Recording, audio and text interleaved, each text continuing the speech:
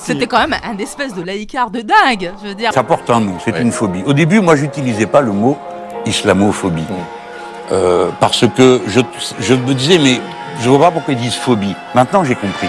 Quand je vois le nombre de gens qui, obsessionnellement, dès qu'il est question d'islam, deviennent fous, sont pris par des peurs paniques. Le droit à l'islamophobie, vous croyez qu'il y en a qui s'en privent aujourd'hui de l'islamophobie? Vous avez le sentiment qu'il faut que, à l'occasion d'une campagne présidentielle, on vienne ici dire « Oui, vous avez le droit de vous haïr, c'est une très bonne Dans ce idée ». magma, il y a un butin de guerre qui s'appelle Mélenchon.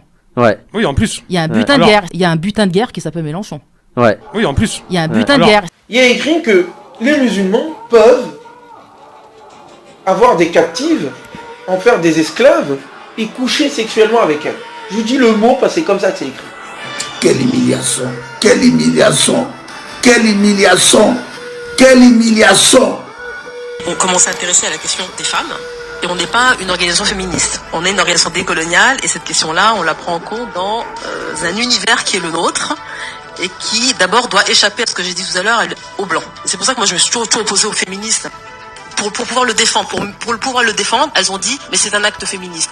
Leur corps leur appartient, donc elles portent le voile. Mais c'est tout sauf ça.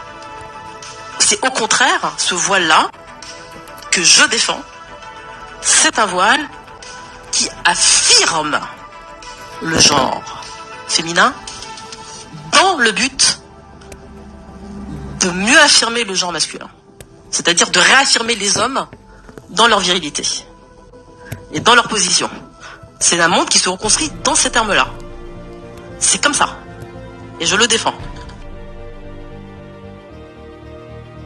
La laïcité et qui sont victimes de harcèlement, de menaces, d'intimidation, voire même d'assassinat. Ceux-là, non, il n'y a pas de mécrénophobie, il n'y a pas d'apostaphobie, tout ça, non, on met sous le tapis, ça n'existe pas. Combien de temps? Pas possible. Alors, on va voir ça. Alors, je vous rappelle la définition, la nouvelle définition, parce qu'il faut se mettre à la page des gens. L'islamophobie, c'est plus du tout la haine des musulmans, hein. C'est passé à un autre stade, hein. Maintenant, ils ont compris que les gens flippaient d'être traités d'islamophobes, donc ils vont un peu plus loin.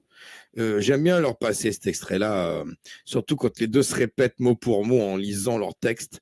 C'est magnifique. Donc, la nouvelle définition, mettez-vous à la page, les gens. Nouvelle définition de l'islamophobie, voilà ce que c'est. Nous, l'islamophobie, c'est, et sans doute n'entendras-tu pas très souvent cette définition, mais c'est tout ce qui entrave la construction, le développement de la communauté, son expression, qu'elle soit visible ou politique, ici même en France ou ailleurs. Et donc l'islamophobie, pour nous, donc je vais un petit peu me lire, mais c'est tout ce qui entrave la construction et le développement de la communauté, son expression visible et politique, que ce soit en France ou dans le monde. Donc je vais répéter parce que c'est très important. Donc l'islamophobie, pour nous, c'est tout ce qui entrave la construction et le développement de la communauté, son expression visible et politique, que ce soit en France et dans le monde. Mais ça veut dire donc, Bébert, ça veut dire que entraver la constitution de Daesh ou ISIS, hein, en Europe par exemple, qui est donc une organisation, hein, qui se dit musulmane, on s'en fout si elle l'est ou pas, mais en tout cas elle se présente comme ça, hein.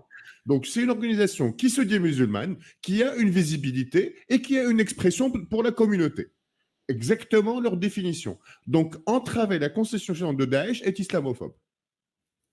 Voilà, t'es juste un petit caillou dans la chaussure de Daesh, t'es islamophobe. Voilà. Bonsoir Ali Babal. De la communauté. Bonsoir Ali Babal. Bonsoir. Genre de la communauté, le développement politique de la communauté. Oui, C'est-à-dire la dictature, théocratie. Voilà. Je veux l'imposer une théocratie. Alors attends, on va laisser Ali Babal quand même arriver. Voilà, enlever ses chaussures, mettre ses chaussons, tout ça. Comment vas-tu, mon ami? Ça va et toi? Félicitations pour reprise de live. Oui, reprise de live. Bah, je retrouve mes habitudes un peu. Ouais, voilà. Il y a quelques petits moments rigolos et tout. Non, si. Bah, je retrouve mes habitudes. Ça faisait longtemps. Hein. Ouais, ça se voit. Hein. Ils ne comprenaient pas. Et d'un seul coup, je me suis retrouvé dans un monde où un mec me disait que finalement... Ce qu'il faut respecter ou pas. Voilà, sur les religions. Est-ce qu'il a dit, j'aurai 20 ans, je te descendrai, Salman Rushdie? Est-ce qu'il a dit ça? On m'a rapporté ça. Il a dit exactement, moi à un moment je racontais la vie de Salman Rushdie et je disais qu'à un moment il avait eu 2,8 millions de dollars de récompense à qui l'abattrait. Il a dit, moi pour 50 balles je te fume. Ça veut dire ça, ça veut dire... Non mais ça veut dire, ce qui est terrible c'est que c'est même pas un intégriste, Sami Nasseri. Tu comprends ce que je veux dire? Est-ce que tu entends? Alors là, on est quand même un pays laïque, et c'est peut-être le seul du monde. Et quand tu dis le président va à la messe, oui, mais le président ne citera jamais le nom de Dieu dans un discours. Non. Alors que écoute les Allemands, écoute les Américains, il y aura toujours un passage de Dieu. Donc nous sommes... Je crois que ce qu'il faut expliquer aux gamins simplement, c'est que la laïcité, c'est pas l'interdiction des religions. La laïcité, ça veut dire la religion, c'est à la maison. C'est aussi con que ça. Et pourquoi on est tellement mal à l'aise par rapport à l'islam? Parce qu'on attend qu'une chose, c'est l'autocritique musulmane. Parce qu'on sent bien que c'est plus facile de taper sur le pape quand on est soi-même catholique. Oui. Parce que c'est pas mal interprété, parce qu'on voit d'où ça vient, parce qu'on voit que le mec en a chié au catéchisme pendant toute son enfance. Moi, quand je me fous de la gueule des juifs, c'est drôle parce qu'on sait très bien que j'ai pas envie de les envoyer au four. Le problème, c'est que l'autocritique musulmane, elle vient pas. Pour se désolidariser de l'islam, il n'y a pas foule chez les musulmans. Nous sommes en France le seul pays laïque du monde. Non, mais pourquoi? Mais bien sûr. Moi, je me rends compte de l'importance. C'est un des combats, oui. Le combat de la laïcité, c'était le combat de 1900, les petits Pétrons et tout ça. Bon, maintenant, on s'aperçoit qu'on est en plein combat de la laïcité. Ouais. Quand même, on a reculé depuis cette époque-là. Ouais. Alors que le combat de Combe et des autres, il n'y a pas eu que lui. Il y a eu Briand, il y a eu d'autres. Bon, ce combat-là devrait être gagné, il aurait dû être suivi par le combat d'extirpation de l'esprit religieux. Il paraît que scientifiquement, les mecs qui prient tout le temps vivent plus longtemps. Ah. Donc là, même s'ils ont tort, ils vivent plus longtemps. T'es emmerdé. C'est normal. Enfin, en même temps, les mecs qui boivent moins vivent plus longtemps aussi, donc je sais pas si c'est bien de vivre plus longtemps. La charia, voilà. On espère, voilà, c'est de la démocratie qu'on demande, donc en fin de compte, ce sera un référendum qui sera fait avec tous les Français, afin de pouvoir accepter ou non la charia. Étant donné que d'ici peu, nous les musulmans, nous allons être majoritaires, je pense qu'effectivement, oui, la charia pourrait être votée. Voilà, c'est un projet de loi, on respecte les lois de la République, vu qu'on fait voter par un référendum, voilà, c'est de la démocratie. Et donc oui, c'est le peuple qui est souverain, c'est le principe de la démocratie. Donc si le peuple décide, alors on dit oui. Voilà. Donc si le peuple décide de vouloir la charia, alors on instaure la charia. C'est le principe, l'un des principes fondamentaux de la France. Voilà. Respectez votre pays, s'il vous plaît. Bah oui, bien sûr. Et évidemment, il y a un projet très très sérieux. Ça va, calme-toi un peu, laisse les gens un peu parler, s'il te plaît. On va t'écouter, Maman Gélian. Qu'est-ce que t'as de si ridicule à nous dire? C'est ça, en fait. J'aimerais bien connaître un peu les textes de loi que vous allez appliquer, en fait. Attends, Saul, regarde, il y a qui en bas, il y a trop de balles. Ouais, bon, là, fais pas la guerre. Là, on doit être en coalition, là. Saul, moi, il n'y a pas de problème, je ferai pas la guerre, mais lui, je pense que tellement été touché qu'il risque de, tu vois. Ouais. Moi, j'ai beaucoup de recul avec Internet. Là, vous allez envoyer, là. Qu'est-ce que t'as dit quoi? Vous allez appliquer la jizya? Ouais. Tout ce qui est... Tout, t'inquiète pas. On applique tout ce que tu veux. Bah, de toute façon, c'est... les apostats aussi? Ouais. Ah non, la peine de mort existe bien aux États-Unis. On n'est pas tout à plat. Donc voilà, donc on va emmerder avec ça. Voilà. La peine de mort, évidemment. Juste pour une apostasie, vous allez tuer des gens, quoi. Ouais. Alors, c'est pas juste. Exactement. À l'ancienne, il y avait ce qu'on appelle des déserteurs. Les gens, ils voulaient juste pas faire la guerre, on les tuait. Donc, exactement. Voilà. N'oublions pas l'histoire, les amis. N'oublions pas l'histoire. Ah, bah c'est vraiment que c'est qu'à sens... Si la loi veut cela, et si le peuple veut cela, tu n'es personne quoi, Magélian, pour dire le peuple, vous avez tort, le peuple est souverain, il décide. Exactement, et il décidera dans ce sens, Inch'Allah. Voilà, évidemment. Inch'Allah. Inch'Allah, exactement. Inch'Allah. Voilà. Inch'Allah. Et puis vous allez marier aussi vos filles à 6 ans aussi. Ouais, de ouf. Oui, bien sûr. Mais évidemment. Bon, après ça, bon, Magellan, j'ai envie de te dire, c'est déjà d'actu, tu vois. Voilà. Tu peux demander à Darmanin, par exemple. Hein, voilà, bon, lui, il a l'habitude de lui, il fait des trucs un peu. Darmanin, il aime beaucoup les petits enfants, voilà, les petits enfants. Ouais, c'est déjà d'actu, tu vois. Nous, c'est. Bon, ça changera pas trop. Voilà, ça change. Bon, il y a juste, les prêtres, ils vont juste faire la fête parce que vas-y, voilà quoi. C'est la marque à la française. Mais sinon, ça va. Enfin, franchement, ça va faire des heureux, tu vois. Ça va faire des heureux. Les filles de Darmanin, ce que tu dis là, dans le tes esclaves sexuels, en vrai. J'ai pas compris. De quoi? elles vont devenir tes esclaves sexuels, les filles de Darmanin, je sais pas. Mais bien sûr, mais c'est propre, Par rapport à ce sujet-là, on va rester comme on est actuellement en France. Voilà, on va rester pareil. Comment ça? Vous allez faire la taria? Tu sais ce que ça veut dire taria ou pas? De quoi? Oui, bien sûr, on va le faire. La taria, vous savez ce que c'est ou pas? Bien sûr. Oui, d'accord, mais tu veux en venir où, toi? Tu vas en venir où? T'es un apostat? Ouais, bah oui, je suis un apostat, moi. Accueillez le premier kelb du live. Ah là, il est venu. Accueillez-le. On lui a dit Une ok, horde. on lui a dit ok, Il est venu. Allez hop, il est venu. Allez, sa petite laisse, il est revenu. Il est mignon, il est venu chercher sa petite laisse. Vous nous aimez trop, ouais, c'est incroyable. Ça, ils sont là, non mais... Ah ouais, c'est un truc de ouf, Du coup, Ah, mon petit Pokémon, bah alors. Mais je me disais, t'avais une manière un peu... Ouais, on sait. Oui, mais moi, allez, un maximum d'updates. Allez, une standing ovation pour le premier kelp du live. Voilà. Allez, c'est parti. Voilà. Et je pense qu'on va en faire un exemple. Qu'en pensez-vous, les amis? On va en faire un petit exemple. Ouais. De la France prochaine. Bon, du coup, est-ce que, alors, du coup, Magellan, est-ce que tu sais ce que c'est une salade génésa? Voilà. Là, t'es bien tombé, t'es dans le bon live. Ne t'inquiète pas. T'auras le temps de découvrir. Imed, t'inquiète pas, Imed, il a son camis, là, t'inquiète pas, ça va bien se passer. T'es pas autorisé à la faire, toi, tant que T'as dit quoi? T'es pas autorisé à la faire, toi. Si, je suis autorisé, ouais. Mais si, je suis autorisé. Tu sais, j'ai envie de te dire, si j'ai pas le droit, je prends le gauche, mon ami, et tu vas rien faire. Voilà. Je vais voir un peu tes petites connaissances. Voilà. Y a pas de connaissances. Y a pas de connaissances. Non. Écoute, je vais dire un truc. Ferme ta gueule, le kelp, espèce de chien. Tu sais, moi, je vais dire un truc. Toi, ta connaissance, en tout cas, ta croyance se base sur le vide. Donc, je vais pas te donner ce que t'attends. Ni connaissance, ni rien du tout. On va juste se la racler sur ta kahba de gueule. D'accord? Et ta condition de chien errant, souillé, déposé comme un torchon mouillé, utilisé 35 fois. Ok? Et c'est tout. En fait, voilà. On n'a rien à prouver. Non, je suis pas poli. Et moi, je suis bouddhiste. Non, mais attendez, moi, je suis une bouddhiste qui veut que la France devienne musulmane. Dites pas, la politesse à la musulmane, je suis pas poli, moi. D'accord? Donc maintenant, on va faire la culture du vide. Vous n'avez rien comme croyance.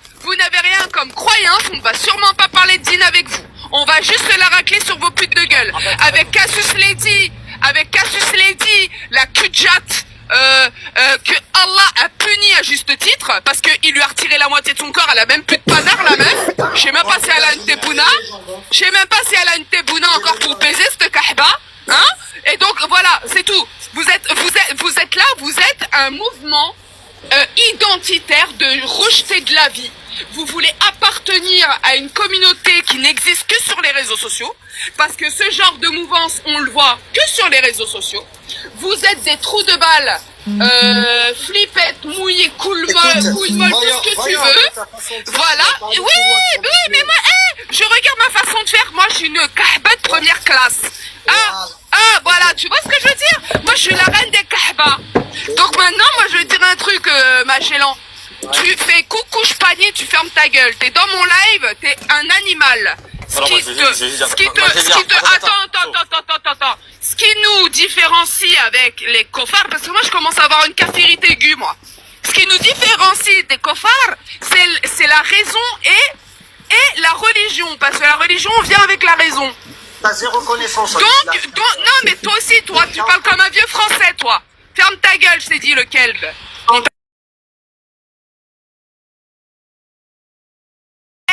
Couchez pas, bougez, on t'a dit. On va te parler comme un hayaouet.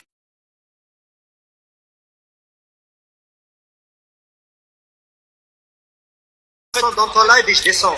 En fait, descends, chien.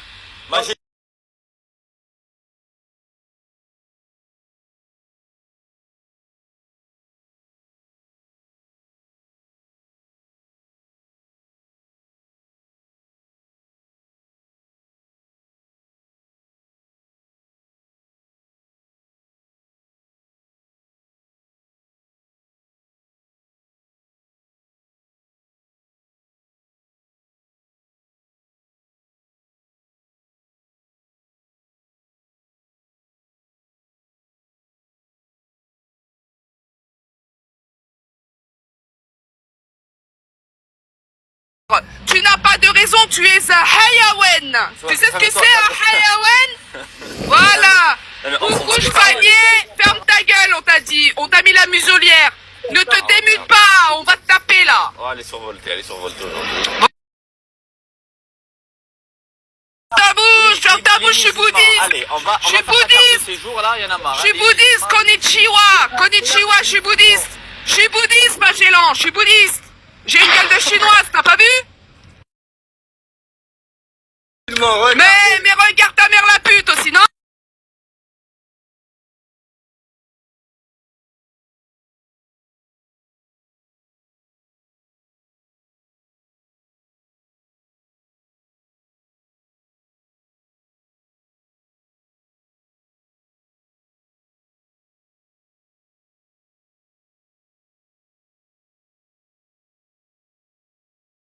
Touda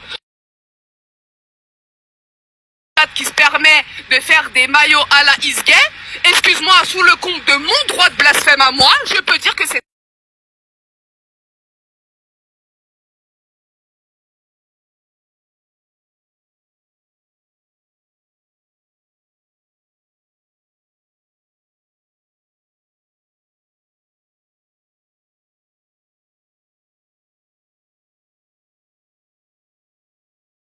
alors? Elle est qu'une chatte en fait. Elle a plus de pieds. Elle a plus de pieds. Descends toi l'animal, regarde il fait des bruits de perroquet, la chatte à sa mère, ferme ta gueule toi, descends. On va se calmer, les familles. Magellan il est venu pour parler d'islam, c'est pas un débat d'islam là. Non, c'est un débat sur les apostats. Voilà, on parle d'un projet de loi, on parle des apostats, lui il vient nous dire. Oui. Qu'est-ce que si tu veux avoir des réponses sur l'islam, ne t'inquiète pas, je vais te donner des. Mais non, il ne mérite absolument pas. Non, il ne mérite absolument pas une seule réponse concernant l'islam, puisqu'ils viennent avec leur non-croyance. Pourquoi parler de religion avec quelqu'un qui ne croit pas? Ça c'est quelque chose qui est interdit dans notre religion. Donc à un moment donné, on va pas parler d'Allah avec des apostats. On va parler de leur apostasie. On peut parler de quelque chose qui est nul, quoi. Tu vois? Oui, enfin, faut pas s'énerver. On va quand même accueillir Yaouli. Salam alaikum Yaouli. Non, on lui apprend pas, ça va pas ou quoi? Comment tu vas? Ça va bien, Yaouli, tu vois. Ça va, Yaouli? Ça va, merci. Alors, tu penses quoi un peu de ce live, au premier, raconte-moi. Ben moi, je le kiffe, hein, mon live. Moi, je suis sur ma photo. Ah, et du coup, t'as quel âge, Yaouli? On s'en fout, on n'est pas dans les présentations, là, on va parler des apostats, là, des animaux, là. Tu sais, je fais quoi, je te follow, on se parle plus tard. Ouais, je suis hystérique, Kaliagan. Mais toi, par contre, toi, t'es fanatique, parce que tu viens tout le temps dans mes lives. Kaliagan. Ça veut dire je quoi? pense que si tu fouilles un peu dans tes DM, ceux qui ont quitté l'islam, Oui, ceux qui ont quitté l'islam. D'accord. En fait, je t'explique, les apostats, c'est quoi? C'est des gens qui, généralement, ça vient de là, hein. Ils aiment pas trop notre culture, tu vois, donc ils confondent culture et religion généralement. Ils préfèrent, on va dire, la culture française. Et puis, ben voilà, tu vois, ils disent, putain, j'aimerais bien devenir le bon français que Zemmour me demande d'être. Et puis, ben, ils font en sorte de l'être. Et puis, généralement, si tu regardes bien, la plupart des apostats, ils ont un accent un peu blédard, tu vois. On peut voir que... écoute, Touda, s'ils veulent devenir des chiens de qualité, bah, ils quittent l'islam. T'as vu, aujourd'hui, on peut se sentir même chasse d'eau. T'as vu, écoute, qu'ils se sentent animal, qu'ils quittent l'islam. La blague, non mais sans blague, en fait. Donc voilà. C'est tout. Et qui est Aïcha? Aïcha, en fait, c'est une fille à l'ancienne. Elle s'était faite violer par un prêtre. Ouais. Et, dans le 9-3. Dans le 9-3, il y avait une petite Aïcha. Elle était là, non, c'était pas Saint-Étienne du Rouvray? Ah bah si, voilà. Ouais, c'est ça. Là-bas, c'était un prêtre, il est venu, il a vu une petite gamine, quoi, et puis il a dit, putain, j'ai fait le de chasteté, mais là, c'est trop tentant, et après, il est parti. Et puis, ils ont l'habitude de faire ça, les prêtres. Donc, justice pour Aïcha, tous ensemble, on va marquer justice pour Aïcha dans les commentaires, s'il vous plaît, l'équipe. Merci beaucoup. Ouais, parce que là, c'est super. Les prêtres, on peut plus. En plus, ils sont complètement défendus par le gouvernement, parce que bon, Darmanin et tout ça, c'est le même. Bon, voilà, en France, on a Gabriel Attal, là, bon, voilà, il prend des petits selfies de dos, je sais pas ce qu'il nous montre son cavu, là, il est bizarre, ce gars-là. Ouais, il est bizarre. Voilà, quoi, il est bizarre de ouf. Merci, justice pour Aïcha, l'équipe, justice pour Aïcha. Merci beaucoup. Grave de soutien, pull up. Ouais, pull up les amis. Soudain, elle a dit Aïcha est l'épouse du prophète, elle avait 9 ans et lui 52. Oui, bien sûr. Bien sûr, elle est historienne. Elle est historienne, vu son niveau d'orthographe, elle est historienne. Excuse-nous, elle sort de la Sorbonne, elle a fait un doctorat en histoire, la selle. Ok. Bon, du coup, les animaux de Kofar, ça va ou pas? Dites oui ou non. Est-ce que ça va? Elle a dit oui. T'as vu, elle répond. Je vous dis, ils répondent. Ils répondent. Vraiment. Tu sais, ils sont... Bon, voilà, ils sont obéissants, tu vois. Moi, j'aime bien, tu vois. Comme ça. Ah ouais, non, les apostats sur Internet, c'est une blague, les apostats sur Internet. Ouais, mais en fait, c'est un clan de malhouettés, voilà, tout simplement. Ouais. Merde. Ouais, c'est ça. Je suis déjà au taf, c'est moi. Là, je suis dans le car, là, je vais emmener tes gosses faits hors mariage à leur école de merde. Ah ouais, ouais, tu vois, le délire ou pas? Parce que là, elle tape les allers-retours pour qu'à la fin, ils aient pas le bac, quoi. C'est un peu relou. Exact. Non, mais ils ont pas le bac. Ils ont, bien sûr, parce qu'ils finissent à faire du tuning et puis à faire des burns dans des champs. Donc bon, c'est un peu compliqué, tu vois. À mettre des grosses baffes dans le coffre quand il ta merde. La 306 toute verte, là. Bordel, les... Ouais. On dit, puisqu'on donne une définition qui est autre de l'islamophobie, pour nous, c'est pas simplement un problème de droit sur l'individu. C'est systémique. Donc, si on dit que l'islamophobie, c'est tout ce qui entrave la construction et le développement de la communauté, son expression visible et politique, que ce soit en France ou ailleurs, alors, il nous faut développer et protéger les initiatives de la communauté, rendre légitime son expression visible, on parlait là de hijab, de niqab ou autre, et son expression politique. Puisqu'effectivement, nous avons des choses à dire en tant que musulmans, et je fais bien de le dire, ça passe par une autodétermination des nôtres, faire les choses par nous-mêmes, pour nous-mêmes, et pouvoir agir sur la communauté pour revenir, comme elle a dit un peu les Black Panthers, et nous on a repris cette formule, du Muslim Power. Le Muslim Power, c'est quoi? C'est le fait de pouvoir parler en tant que musulman sur non seulement l'islamophobie, mais également sur toutes les questions et tous les défis que nous oppose ce monde libéral exécrable, orwellien parfois, tu l'as bien dit, qui cherche à savoir maintenant même ce qu'on a dans nos âmes, et c'est à nous de lutter contre lui, et évidemment, cette construction aidant, de créer un nouvel arc. Halal, alors qu'elle mangeait pas, par respect. Alors moi je suis contre ce mot respect, parce que je n'ai pas à respecter la religion d'un autre. Je respecte ma religion. Ma religion, c'est l'humanisme, je le respecte. Je respecte pas la religion de l'autre. Hier, j'étais sur un space, sur un live de... Je sais pas si... Voilà, je vais mettre juste les choses au clair. Je dénonce l'instrumentalisation de la souffrance de ma fille par l'extrême droite.